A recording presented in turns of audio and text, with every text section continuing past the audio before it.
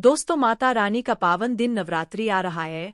नवरात्रि शुरू होने से पहले अपने घर से बाहर फेंक देना यह 3 चीजें, वरना मां आपके घर में कभी प्रवेश नहीं करेगी, आपसे रुष्ट हो जाएगी, आपसे क्रोधित हो जाएगी और आपका पूरा घर बर्बाद हो जाएगा। जी हाँ दोस्तों, आप सभी को मैं बता देता हूँ कि नवरात्रि का महापर्व आने वाला है। नवरात्रि एक ऐसा पर्व जिसमें लोग माँ की आराधना करते हैं, पूजा करते हैं, पाठ करते हैं, व्रत करते हैं, जप तप और हवन करते हैं। दोस्तों देखिए, हमारे सनातन धर्म में नवरात्रि का बहुत ही विशेष महत्व बताया गया है।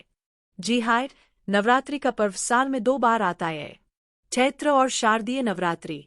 तो देखिए, आज इस वीडियो में हम बात करने वाले हैं शारदीय नवरात्रि के बारे में। यह केवल उपवास और पूजा का समय नहीं, बल्कि आत्मशुद्धि, घर परिवार की सफाई और सकारात्मक ऊर्जा को आमंत्रित करने का अवसर होता है।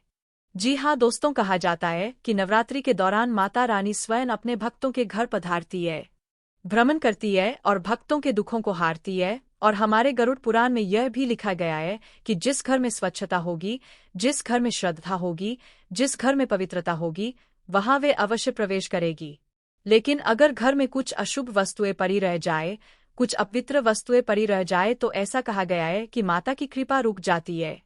माता रानी घर में कभी प्रवेश नहीं करती है और प्रसन्न होने की बजाय रुष्ट हो जाती है। अब दोस्तों देखिए, हम क्या करते हैं कि माता रानी को प्रसन्न करने के लिए घर में माता की चौकी लगाते हैं, पूजा पाठ व्रत करते हैं, उपवास करते हैं, 9 दिनों तक माता की आराधना करते हैं। लेकिन जब इतना कुछ करने के बाद भी हमें फल नहीं मिलता है, तो मन बहुत दुखता है कि माता रानी तो हमारी सुन ही नहीं रही है। लेकिन देखिए, कई बार इन सब के पीछे जो गलती होती है, वह गलती हमारी ही होती है। दरअसल हमारे घर में कुछ ऐसी अपवित्र अपशगुन चीजें पड़ी रहती है जो माता रानी को घर में आने से रोकती है। तो दोस्तों देखिए, आज के इस वीडियो में जो विषय रहने वाला है, वह विषय साधारण नहीं है।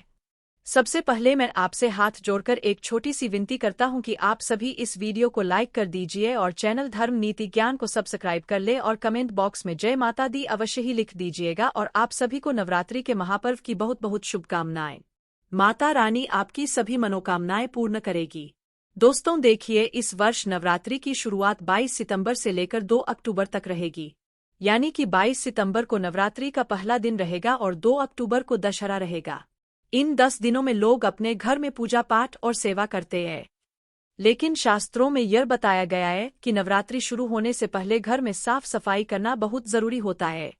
सारे लोग घरों में रंगाई पोताई करते हैं, घरों में गोमूत्र का छिड़काव करते हैं, गंगाजल का छिड़काव करते हैं, चौकी की स्थापना करते हैं, पूरे घर को पवित्र करते हैं। लेकिन कई बार जाने अनजाने में हमारे घर में कुछ ऐसी चीजें पड़ी रह जाती है जिसे हम साधारण समझते हैं, जिसे हम बहुत नॉर्मल समझते हैं कि अरे यह तो सिर्फ काम की चीज है। लेकिन देखिए, वही चीज आपके घर में मां लक्ष्मी को, मां जगदम्बा को, मां अम्बे को और मां गौरी को आने से रोकती है। देखिए, आपसे मैं एक ही विनती कर रहा हूं कि अगर आप माता रानी की कृपा पाना चाहते हैं तो इस वीडियो को अंत तक ध्यान से जरूर देखना, क्योंकि कहीं तुम्हारी एक छोटी सी गलती तुम्हारे पूरे परिवार को बर्बाद ना कर दे। देखिए, पूजा पाठ करना, जप तप करना, व्रत उपवास करना, यह सब तो आसान है। लेकिन सबसे मुश्किल काम है माता रानी को प्रसन्न करना। और माता रानी कैसे प्रसन्न रहेंगी? जब आपका घर पूरी तरह से पवित्र रहेगा। तो आइए, आज मैं आपका ज्यादा वक्त नहीं लूंगा, मैं सीधे विषय की ओर बढ़ता हूं। और जो बात मैं आपको बता रहा हूं, यह बात होगी गरुड़ पुराण के आधार पर, स्कंद पुराण के आधार पर और वास्तुशास्त्र के आधार पर। सब चीजें आप ध्यान से सुनना, सब चीजों को ध्यान से समझना कि कौन सी चीज आपके घर के किस कोने में पड़ी है, कहाँ पर पड़ी है, कैसे पड़ी है, सब बात मैं आपको बताऊंगा। दोस्तों देखिए, सबसे पहली जो चीज है, वह चीज माता रानी के सबसे समीप है और उसका संबंध माता रानी से बहुत घनिष्ठ बताया गया है। आपको ध्यान रखना है कि कई सारी महिलाएं घर में क्या करती है कि रूखा सूखा अनाज रखती है, कई दिनों का सड़ा और गला अनाज रखती है। वह सोचती है कि गौ माता आएगी तो गौ माता को दे दूंगी या फिर कहीं पर फेंक दूंगी। और अपनी इस आदतों की वजह से महिलाएं पाप की भागी बनती है और फिर ऐसे घर में मां कभी प्रवेश नहीं करती है। देखिए, अक्सर कई सारी महिलाओं की आदत होती है कि महिलाएं क्या करती है कि अक्सर जब कोई अनाज वह गलाती है, जब कोई छोना अन्न का टुकड़ा वह गलाती है, तो फिर फ्रिज में ही रख देती है और बाहर नहीं फेंकती है और बहुत समय तक उसे शरण देती है। लेकिन हमारे शास्त्रों में यह बताया गया है कि जिस घर में अन्न का अपमान होता है वहाँ माँ अन्नपूर्णा कभी नहीं ठहरती है। जी हाँ दोस्तों, घर में सूखा या सड़ा अनाज हमें नहीं रखना चाहिए क्योंकि यह चीजें दरिद्रता को बुलावा देती है। माता अन्नपूर्णा कभी भी वहाँ नहीं ठहरती है जहाँ अन्न का अपमान हो, क्योंकि देखिए अन्नपूर्णा देवी को हमारे शास्त्रों में सबसे ऊपर माना गया है। धन की देवी के पहले अन्नपूर्णा को पूजा जाता है, क्योंकि अन्न होगा तो ही इंसान जीवित रहेगा और इंसान जीवित रहेगा तो ही तो माता लक्ष्मी आएगी। इसीलिए अन्नपूर्णा का स्थान हमारे शास्त्रों में सबसे ऊपर बताया गया है। तो ध्यान रखिएगा कि नवरात्रि शुरू होने से पहले हमें अपने घर से सड़ा गला बासी अनाज बाहर की ओर फेंक देना चाहिए, बाहर का रास्ता दिखा देना चाहिए। अब देखिए, कई सारी महिलाओं की आदत होती है कि जो घर में पुराने कपड़े रहते हैं, फटे कपड़े रहते हैं, उनका वह पोछा बना लेती है। लेकिन यह पोछा किस तरह से माता को आपके घर में आने से रोकेगा, इस बारे में मैं आपको बताता हूँ। देखिए, कई सारी महिलाएं क्या करती है कि घर की साफ सफाई करने के लिए पुराने फटे कपड़े ले लेती है, और पुराने फटे कपड़ों में नकारात्मक ऊर्जाएं होती है जो बिल्कुल भी पवित्र नहीं होती है। अब उन्हें कपड़ों से हम क्या करते हैं कि घर में पोछा लगाते हैं, घर की साफ सफाई करते हैं, तो यह तो आप घर को पवित्र वाई करने की जगह घर को और अपवित्र कर रही हो, घर में और गंदगी फैला रही है। कई सारी महिलाओं की आदत होती है कि जब घर में झाड़ू भी टूट जाती है तो उस टूटी हुई झाड़ू को ऐसे संभाल कर रखती है जैसे वह कोई पुरखों की संपत्ति हो, कोई पुरखों का धन हो। अरे झाड़ू टूट गई है तो उस झाड़ू को सम्मानजनक आपको कहीं ऐसी जगह पर रख देना है, अपने घर से बाहर, जहां पर किसी के पैर न लगे और जहां पर ज्यादा गंदगी ना हो, क्योंकि हमारे शास्त्रों में झाड़ू को मां लक्ष्मी का स्वरूप माना गया है। और झाड़ू को लेकर शास्त्रों में कई सारी मान्यताएं भी बताई गई है, और कहते हैं कि टूटी हुई झाड़ू ना तो घर में रखना चाहिए और ना ही किसी को दान देना चाहिए। देखिए दोस्तों, पुराना गंदा कपड़ा, पुराना गंदा झाड़ू माता लक्ष्मण को घर से बाहर कर देता है और कभी भी मां को घर में प्रवेश नहीं करने देता है। कहते हैं कि पुराने झाड़ू से सफाई अधूरी रहती है और उसमें धूल व केपेरे देपा बासर धूल और कीड़े पनपते हैं, और जब धूल और कीड़े पनपने लगते हैं तो घर में दरिद्रता फैलने लगती है। क्यों? क्योंकि अगर घर में पवित्रता होगी ही नहीं तो फिर घर में मां लक्ष्मी का प्रवेश कैसे होगा, मां जगदम्बा का प्रवेश कैसा होगा, मां अन्नपूर्णा का प्रवेश कैसे होगा। अब हम क्या करते हैं कि घर में जौ भी उगाते हैं, माता की चौकी भी लगाते हैं। कुछ लोग घर में माता की तस्वीर के सामने 9 दिन तक फूल, माला, धूप, अगरबत्ती सब कुछ करते हैं, और कुछ लोग तो घर में मूर्ति भी स्थापित करते हैं। अच्छी बात है, करना चाहिए, क्योंकि माता की भक्ति हर इंसान करता है, और दुनिया में सबसे बड़ी चीज कौन है? मायरेत। अब देखिए दोस्तों, कई सारी घर के लोगों की आदत होती है कि घर में फटे पुराने जूते चप्पल भी संभाल कर रखते हैं। यह सोचते हैं कि अरे अभी नहीं तो आगे चलकर काम आएगा, और इस वजह से वह जूत फटे पुराने जूते चप्पल घर में ही रखे रहने देते हैं। तो यह तो सीधा सीधा एक संकेत है कि अगर आपके घर में ऐसी हरकतें होंगी तो कभी भी माता आपके घर में प्रवेश नहीं करेगी। लोग माता रानी को बुलवाने के लिए कई तरह के जतन करते हैं, चौकी लगाते हैं, पूजा पाठ करते हैं, जब तब उपवास करते हैं। लेकिन अगर तुम्हारी ऐसी ही छोटी छोटी गलतियां हो रही तो फिर माता रानी तो आने से रही। देखिए दोस्तों, कहते हैं कि फटे पुराने कपड़े, फटे पुराने जूते चप्पल और फटे पुराने कागज, अखबार, यह भी घर में नकारात्मक फैलाते हैं। और जब घर में नकारात्मकता रहेंगी तो कैसे माता आपके घर में प्रवेश करेगी, क्योंकि देवी माँ को गंदगी और अशुद्धि बिल्कुल भी पसंद नहीं है। जी हाँ दोस्तों, यह बात आप जितनी जल्दी समझ लेंगे उतना बढ़िया आप लोगों के लिए रहेगा। अब देखिए, कभी कभी हमारे घर में कुछ ऐसे पौधे भी होते हैं जो माता लक्ष्मी और माँ अम्बे को आने से रोकते हैं, लेकिन अब उन पौधों को हम घर से बाहर फेंक तो नहीं सकते हैं। कई सारे लोग अपने घर में पेड़ पौधे लगाते हैं, कोई आंगन में पौधे लगाता है तो कोई घर की क्यारी में, कोई बालकनी में पौधे लगाता है। तो देखिए, नवरात्रि के समय में अगर आप हो सके तो इन पौधों को घर से बाहर की ओर रख दें, जैसे किसी गार्डन में रखा है या किसी मंदिर के आसपास रखा है। दोस्त देखिए, कुछ ऐसे पौधे भी बताए गए हैं जिन्हें नवरात्रि शुरू होने से पहले अपने घर से बाहर कर देना चाहिए। देखिए, बबूल और कीकर का पौधा कई सारे लोग घर में रखते हैं, लेकिन मान्यता है कि यह पौधे घर में दरिद्रता और तनाव बढ़ाते हैं, और जब घर में दरिद्रता और तनाव बढ़ता है तो फिर इंसान का जो मानसिक संतुलन है वह बिगड़ने लगता है, मानसिक अशांति होने लगती है, और फिर उसका मन पूजा पाठ में नहीं लगता है। और फिर जब इंसान का मन पूजा पाठ में लगेगा ही नहीं तो फिर माता रानी उस इंसान से प्रसन्न कैसे होगी, उस इंसान के घर में कैसे जाएगी। लोगों की यह आदत होती है कि जीवन में थोड़ा सा भी कुछ गलत हुआ नहीं कि भगवान से विश्वास उठा लेते हैं, भगवान को कोष में लग जाते हैं कि अरे भगवान ने तो मेरे साथ यह किया, भगवान ने मेरे साथ यह किया। लेकिन इंसान अपनी गलती नहीं देखता है। इसलिए मित्रों देखिए कि कर और बबूल का पेड़ पौधा अगर आपके घर में है तो उसे तुरंत घर से बाहर फेंक दीजिए। क्यों? क्योंकि देखिए यह घर के आसपास नमी और अंधेरे में बीमारी का कारण भी बन सकते हैं। और बताया गया है हमारे शास्त्रों में कि कांटेदार पौधे भी हमें त्योहारों के समय घर में नहीं रखने चाहिए। चाहे नवरात्रि हो गई, चाहे दिवाली हो गई, चाहे होली हो गई, चाहे सावन हो गया या कौन सा भी त्योहार हो गया हो, घर में कभी भी बिना किसी वजह के कांटेदार पौधे नहीं लगाने चाहिए। क्योंकि कांटेदार पौधे अगर घर में होंगे तो घर में कलह, गरीबी और आपसी झगड़े लाते हैं।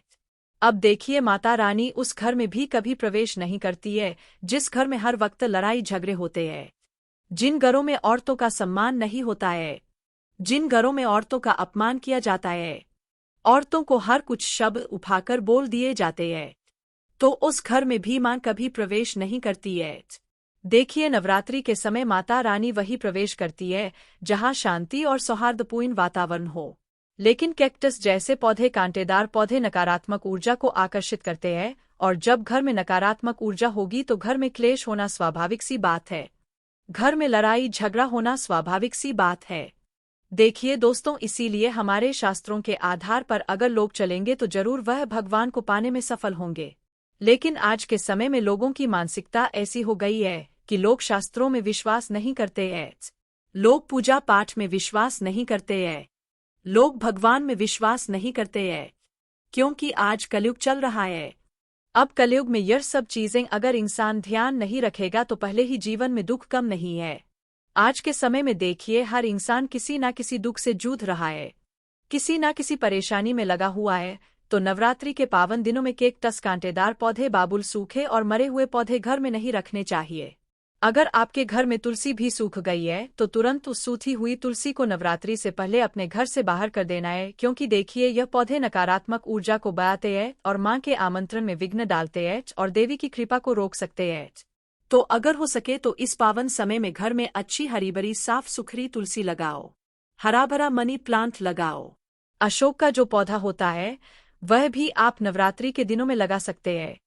आम, नीम, बेलपत्र जैसे पवित्र पौधे रखने चाहिए, क्योंकि इन पौधों में स्वयं देवी देवता विराजते हैं। तो यह न केवल धार्मिक दृष्टि से शुभ है बल्कि आध्यात्मिक और वैज्ञानिक रूप से भी घर को शुद्ध करते हैं, घर की हवा को शुद्ध करते हैं, सकारात्मक ऊर्जा बढ़ाते हैं और घर का वातावरण भी सुधारने में इनका बहुत प्रमुख योगदान रहता है। तो इसलिए जो पौधे मैंने बताए हैं यह अगर आप नवरात्रि में लगाएंगे तो आपके लिए अच्छा रहेगा, और जो पौधे मैंने पहले बताए थे उनको नवरात्रि के समय अपने घर से बाहर जरूर कर देना। अब देखिए कुछ लोगों की ऐसी आदत होती है कि घर में टूटी तस्वीर रखते हैं कि अरे यार तो मेरे उनकी याद में है, उन्होंने मुझे तोहफा दिया था, भगवान की मूर्ति मुझे तोहफे में दी थी, मैं इसे कैसे फेंक दूर। चाहे वह मूर्ति टूट गई हो, खंडित हो गई हो, तस्वीर का कांच फूट गया हो, लेकिन फिर भी लोग उन चीजों को संभाल कर रखते हैं। लेकिन उनको यह पता नहीं है कि यह चीजें तुम्हारे घर में अपवित्रता लेकर आती है। मान्यता है कि टूटी मूर्ति, फटी तस्वीर घर में रखना बहुत बड़ा अपशगुन होता है। इसका अर्थ है कि तुम सीधे सीधे भगवान का अपमान कर रहे हो। देखिए मैं आपको बता देता हूँ कि कई सारे लोग पूछते भी है कि गुरुजी हमारे घर में जो टूटे हुए भगवान की तस्वीरें रहती है, पोस्टर रहती है, तो उन्हें कहाँ रखना चाहिए। क्योंकि देखिए तालाब में फेंकने से पोस्टर और तस्वीरें तालाब में फेंकने से तालाब में गंदगी होगी। तो देखिए आप चाहे तो जैसे भगवान के फोटो रहते हैं, भगवान की तस्वीरें रहती है, तो उन्हें आप जला सकते हैं। अब आप सोच रहे होंगे कि अरे गुरुजी यार क्या बोल रहे हैं, लेकिन देखिए अग्नि देवता को माना जाता है और अग्नि भगवान का ही एक रूप भी है। तो अगर आप अपने घर के आसपास के तालाब या कुएं में गंदगी नहीं करना चाहते हैं तो उन चीजों को आप जला भी सकते हैं, क्योंकि वह चीजें सिद्ध भगवान को ही अर्पित होगी, क्योंकि अग्नि भी एक देवता है। आपने सुना ही होगा अग्नि देवता जिसमें हम यज्ञ करते हैं, भगवान के सामने दीपक अगरबत्ती जलाते हैं, तो यह चीजें हमें करना जरूर चाहिए। और देखिए कई सारे लोगों की यह भी आदत होती है कि सूखी माला और पुराने फूल बरकत के नाम पर घर में सजाकर रखते हैं कि अरे मुझे तो इस फूल को उस मंदिर से उन महाराज जी ने दिया था, उन गुरुजी ने दिया था। यह तो घर की तिजोरी में रखना चाहिए। चाहे वह फूल पूरी तरह से सूख गया हो तो मंदिर में चढ़ाए गए पुराने फूल, सूखे फूल और माला अगर घर में पड़ी रह जाए तो पूजा का फल नष्ट हो जाता है। ऐसा हमारा शास्त्र कहता है। फिर चाहे तुम कितनी ही पूजा पाठ कर लो, कितना ही जप तप कर लो, उस पूजा का फल नहीं मिलता है। इसलिए नवरात्रि शुरू होने से पहले अपने घर से जितने भी सूखे फूल, सूथी मालाएं हैं, पूजा से संबंधित अगरबत्ती का थोड़ा सा राख भी है, धूप बत्ती की राख भी है, जली हुई बत्तियां भी है, तो तुरंत उन्हें अपने घर से बाहर फेंक देना है। देखिए, देवी मां ताजगी और सुगंध को पसंद करती है। देवी मां कभी भी अपवित्र चीजें, खराब चीजों को पसंद नहीं करती है। और मैं आपको एक चीज और बता देता हूं कि बच्चों के टूटे हुए खिलौने भी घर में नकारात्मक ऊर्जा और कलह को बयाते हैं। तो पौराणिक मान्यता है कि टूटी वस्तुएं लक्ष्मी का अपमान करती है। कई सारे लोग घरों में तुम बंद घड़ी पटक कर रख देते हैं, बंद बल्ब पटक कर रख देते हैं, इलेक्ट्रॉनिक चीजें रख देते हैं, यह सोचकर के बाद में काम आएगी। लेकिन बाद में काम आने से पहले यह तुम्हारे देवी देवताओं को तुम्हारे घर से निकाल भी सकती है। इसलिए घर में हमें बंद घड़ी भी नहीं रखना चाहिए। बंद घड़ी जीवन में रुकावट और स्थिरता का प्रतीक है। नवरात्रि नई शुरुआत का समय है। नवरात्रि वह समय है जब पूरा जीवन अस्तव्यस्त नहीं बल्कि एकदम पवित्र होता है। तो इसलिए खराब घड़ी बाहर करना शुभ माना जाता है। क्योंकि देखिए, खराब घड़ी बेकार की जगह गिरती है और मानसिक रूप से खराब का भाव देती है। और देखिए, दीवारों पर हम उसे लगाकर रखते हैं, तो दीवारों पर भी हमें ऐसी कोई भी चीज नहीं लगानी चाहिए जो यह पवित्र हो, अव्यवस्थित हो और अपशगुनी हो। साथ ही बहुत से लोग पुरानी एक्सपायर दवाइयां अलमारियां दराज में सजाकर रखते हैं। जी हाँ, कई सारे भारतीय घरों में आज भी देखने को मिलता है कि जो दवाएं खराब हो जाती है, दवाइयों की शीशी पड़ी रह जाती है और घर में सजाकर रखते हैं। तो मान्यता है कि घर में पुरानी दवा रोग और बीमारी को आमंत्रित करती है। और जिस घर में रोग और बीमारी होगी उस घर में माता कभी प्रवेश नहीं करेगी, क्योंकि उस घर में पवित्रता बिल्कुल नहीं रहेंगी। अब देखिए, आप सोच रहे होंगे कि माता रानी तो अपने भक्तों के कष्टों को हरती है, भक्तों के दुख को करती है। लेकिन जब इंसान अपने ही गलतियों की वजह से अपने जीवन में इन सब चीजों को आमंत्रण देगा तो फिर इसमें माता रानी की क्या गलती है। इसलिए दोस्तों, मैंने आज इस वीडियो में आपको जो जानकारी बताई है, आशा करता हूं कि आप सभी को वह जानकारी बहुत पसंद आई होगी। देखिए, यदि आपके मन में कोई भी सवाल है, आपके मन में कोई भी अगर भ्रम है या किसी भी तरह की किसी चीज को आप जानना चाहते हैं, तो कमेंट बॉक्स में आप हमें अवश्य लिखकर बताएं। हम आपके सब मित्रों, देखिए, मैंने आपको इस वीडियो में जो भी बात बताई है वह सभी बातें शास्त्र के आधार पर थी। देखिए, यह सारी चीजें हर घर में रोजमर्रा में मौजूद रहती है, लेकिन हम ध्यान नहीं देते हैं। नवरात्रि नई शुरुआत का समय, इसलिए नवरात्रि से पहले इन अनोखी लेकिन आम चीजों को घर से बाहर करना बेहद जरूरी है, क्योंकि इससे माता आने का स्वागत खुले मन और पवित्र वातावरण में हो सकेगा और घर में सुख, शांति और समृद्धि बढ़ेगी। नवरात्रि हिंदू धर्म के सभी त्योहारों में से एक प्रमुख त्योहार है और हमारी सनातनी हिंदू पंचांग के अनुसार शारदीय नवरात्रि के पर्व का विशेष महत्व होता है। भक्तों, इसके बाद की 9 रातों में माता रानी के 9 स्वरूप शैलपुत्री, ब्रह्मचारिणी, चंद्रघंटा, माम, कुष्मांडा, स्कंद माता, कात्यायनी, कालरात्रि, महागौरी और सिद्धिदात्री की विशेष पूजा श्रद्धा और उमंग के साथ की जाती है। भक्तों, हमारे हिंदू पंचांग में माना गया है कि इन 9 दिनों में मां दुर्गा से जुड़ी सभी शक्तियां जागृत हो जाती है। इसलिए इन दिनों में मां दुर्गा की संपूर्ण विधि विधान से पूजा करने से आपकी सभी मनोकामनाएं पूर्ण होती है। भक्तों, 5 महिलाओं को नवरात्रि का व्रत कभी नहीं रखना चाहिए। माता रानी ऐसी महिला से कभी खुश नहीं होती और घर में हमेशा दरिद्रता का माहौल बना रहता है और इसका असर पूरे परिवार पर बना रहता है। इसीलिए आप जान लीजिए, अगर आपने गलती से भी नवरात्रि का व्रत रख लिया है तो आपका व्रत खंडित हो जाएगा और आपको गौर पाप लगेगा। जान ले, कहीं आप भी इन 7 महिलाओं में से तो नहीं है। भक्तों, इस वर्ष की नवरात्रि पूरे 9 दिनों तक मनाई जाएगी। ना एक भी दिन कम, ना एक दिन ज्यादा, पूरे 9 दिनों तक मनाई जाएगी। मां भगवती की विशेष रूप से पूजा आराधना की जाएगी। शारदीय नवरात्रि का महापर्व इस बार 2025 में नवरात्रि 22 सितंबर 2025 सोमवार से शुरू होकर नवरात्रि का समापन 2 अक्टूबर 2025 को विजयादशमी के साथ होगा। ऐसे में शारदीय नवरात्रि पर माता दुर्गा की कृपा पाने के लिए कलश स्थापना का शुभ मुहूर्त है और इस बार घट स्थापना का शुभ मुहूर्त 22 सितंबर को घट स्थापना करने का शुभ मुहूर्त सुबह 6:09 से लेकर सुबह 8:06 तक है। इस दौरान किसी भी समय घट स्थापना कर मां दुर्गा की पूजा अर्चना करें। अभिजीत मुहूर्त सुबह 11:49 से लेकर दोपहर 12:38 तक है। आप इन दोनों शुभ मुहूर्त में घट स्थापना कर सकते हैं। भक्तों, अभिजीत मुहूर्त में कलश स्थापना करना बहुत ही शुभ और मंगलकारी माना जाता है। जो भी माता का भक्त नवरात्रों में माता रानी की पूजा शुभ मुहूर्त में करता है तो वह पूजा बहुत ही शुभ और मंगलकारी मानी जाती है। इससे समस्त देवी देवताओं की कृपा प्राप्त होती है और पूजा पाठ का फल कई गुना फल भक्तों को प्राप्त होता है। भक्तों, इस बार के नवरात्रि बहुत ही शुभ और मंगलकारी माने जा रहे हैं। घर में सुख, समृद्धि, धन, दौलत और शांति प्रदान करती है तथा घर से गरीबी और दरिद्रता का नाश करती है। घर में माता रानी का आगमन होता है। लेकिन क्या आप जानते हैं कुछ ऐसी महिलाएं भी हैं जो इस व्रत को ना रखें तो अच्छा है, नहीं तो आपको माता रानी के क्रोध का सामना करना पड़ सकता है। मान्यताओं के अनुसार आज हम जिन महिलाओं के बारे में बात करने वाले हैं उन्हें नवरात्र के व्रत से हमेशा दूर रहना चाहिए, नहीं तो आपके साथ कुछ बुरा हो सकता है। आपका पति किसी संकट में आ सकता है। तो चलिए भक्तों जानते हैं। भक्तों, नवरात्रि का व्रत शास्त्रों के अनुसार अगर आप किसी भी व्रत को दिखावे के तौर पर करते हैं तो यह घोर पाप माना जाता है। ऐसा करने से आप देवी देवताओं का मजाक ही नहीं उड़ाते बल्कि आप पाप के भागीदार भी बनते हैं। मां भगवती ऐसे लोगों से कभी प्रसन्न नहीं होती बल्कि उसको बर्बाद कर देती है। मां दुर्गा तभी प्रसन्न होते हैं जब आप सच्चे दिल से उन्हें पुकारें, पूजा पाठ और शास्त्रों का पालन करें। भक्तों, नंबर 2, तलाकशुदा महिला। शास्त्रों के अनुसार जो महिला शादीशुदा या पुरुष तलाकशुदा है, ऐसे अगर पतितप में अनबन होते हैं तो वे लोग नवरात्रि का व्रत कभी ना रखें। ऐसा करने से मां दुर्गा कभी खुश नहीं होती। आपकी जानकारी के लिए बता दे, शादी दो दिलों का बंधन है जिसके बंधन में आजीवन रहना होता है, न कि अलग अलग। माता रानी टूटे हुए जोड़े को स्वीकार नहीं करती। टूटे हुए जोड़े का व्रत रखना, पूजा पाठ करना शुभ नहीं माना जाता है, बल्कि माता रानी तब प्रसन्न होती है जब बंधन में हो। खासतौर से अगर पतितप अगर साथ में व्रत रखें तो माता रानी सबसे अधिक प्रसन्न होते हैं और बहुत ही शुभ वरदान देती है।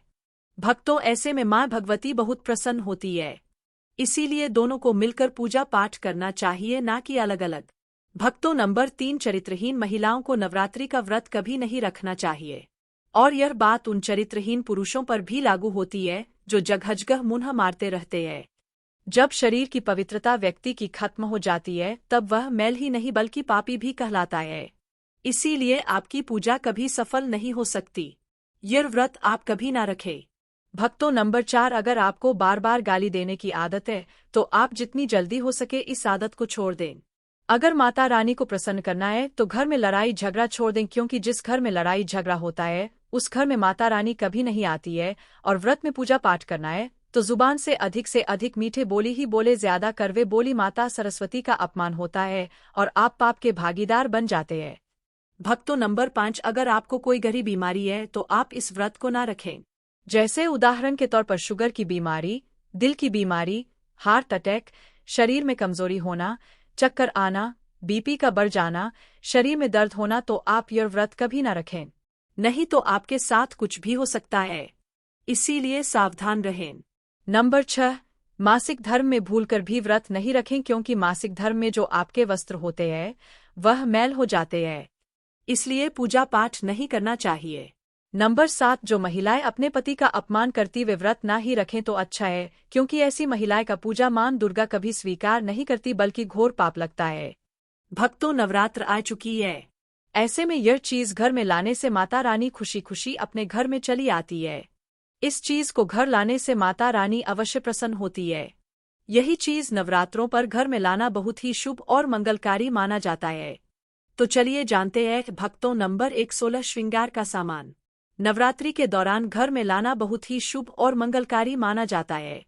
ऐसे में घर के बने मंदिर में रखने से जन्म जन्मांतर की गरीबी मिट जाती है और मां दुर्गा की कृपा सदैव घर पर बनी रहती है।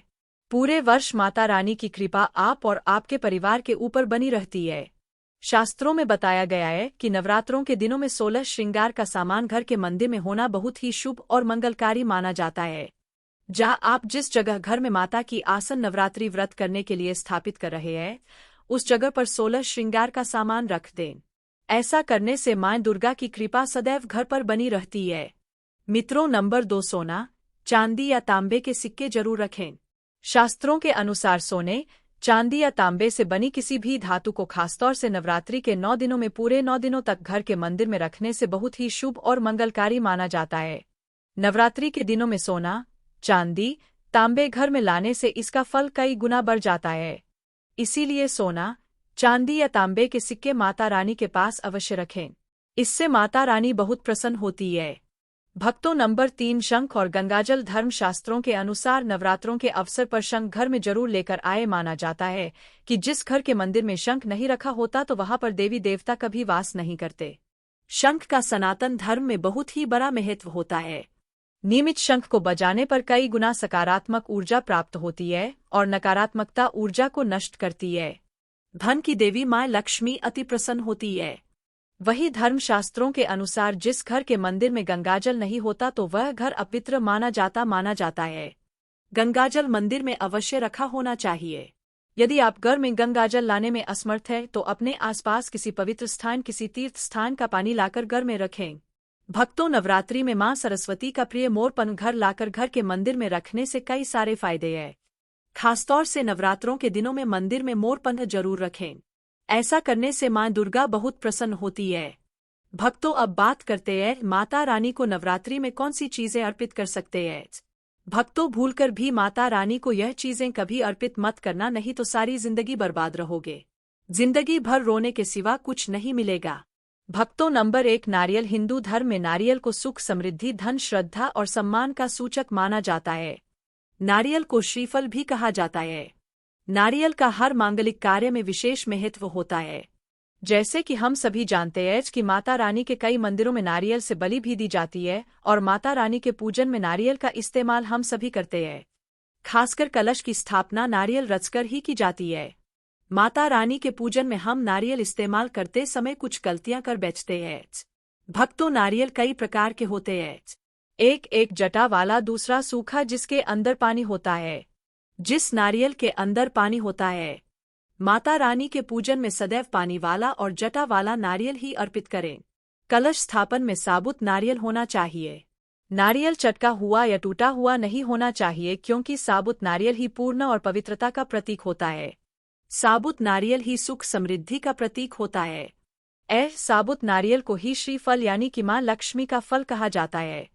नवरात्रि में माता रानी के कलश की स्थापना करते समय जटा वाला और पानी वाला नारियल ही कलश पर स्थापित करना चाहिए। साथ ही यह ध्यान रखना चाहिए कि नारियल को दैव कलश के नीचे लेटाकर रखना चाहिए। घन स्थापना यानी कलश स्थापना करते समय कभी भी नारियल को खड़ा करके नहीं रखा जाता। नारियल को सदैव लेटाकर ही कलश के ऊपर रखा जाता है। साथ ही नारियल को स्थापित करने से पहले आप नारियल को लाल कपड़े में लपेटकर आप नारियल को कलश के ऊपर स्थापित करें।